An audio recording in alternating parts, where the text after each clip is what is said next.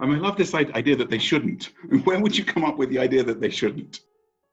Now let's argue about what it means to be held accountable. Should we routinely see if their advice turned out to be good advice? Should we compare the predictions of the models with what actually happened?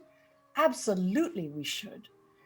Should we, when the economists have proudly said that cutting taxes will increase economic growth and it doesn't, should we seize their assets? Probably not. But should we hold them intellectually responsible? Absolutely. We should be held accountable, and there are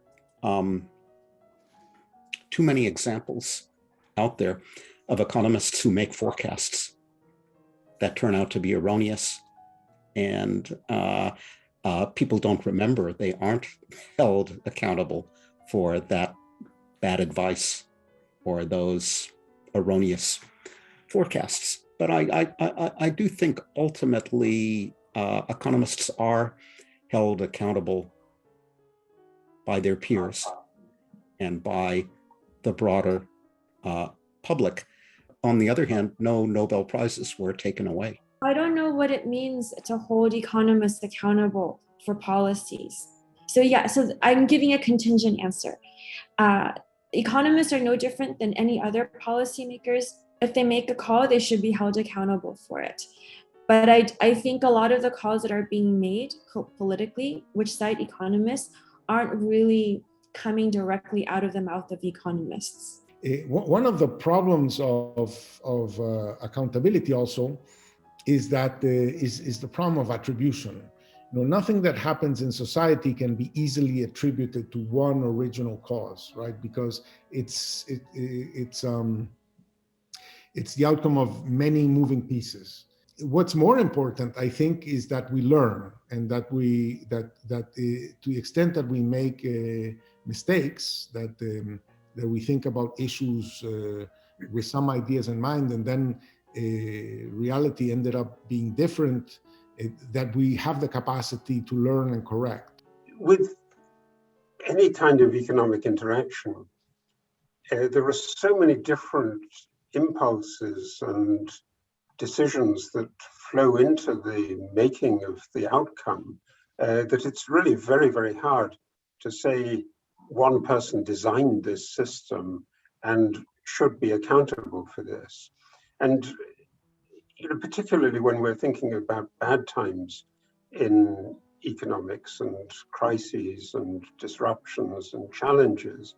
Not just the economist who provides the advice that matters, it's also the policymakers, the lobbyists, the public, who should scrutinize what they listen to. And if they don't understand something, if it's too complicated or if it doesn't make sense, well, then why do they follow the Pied Piper? Politicians are finally accountable to their voters, bureaucrats to the rules, and might finally end at court. No such kind of accountability for economists. I think they have a moral obligation. If they give economic advice, they should do it on their best knowledge. Economists as theorists have rather little impact on what's going on. And I mentioned the name of Thomas Piketty already in terms of inequality.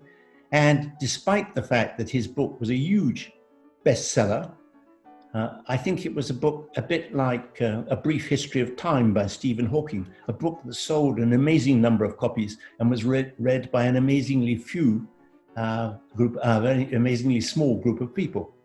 This is almost giving economics as a field too much credit, in the sense that it suggests that a lot of economic outcomes are directly dependent on the advice given by economists. And I think, economics, as we've said, has an enormous prestige in terms of, the presence of economists in all sorts of public debates. But I think a lot of times, if you look at how views actually change, it's not the economists who are leading the way. It's the politicians or the broader public who shift, and then the economists kind of come in to justify this after the fact. It would be good if we were able to, sometime or the other, actually have a list of when people were wrong, and actually sometimes one feels like it would be good to take people down a peg or two. But again, I don't think it's an important thing. I don't think that we should necessarily valorize economics and economists one way or the other more than they deserve.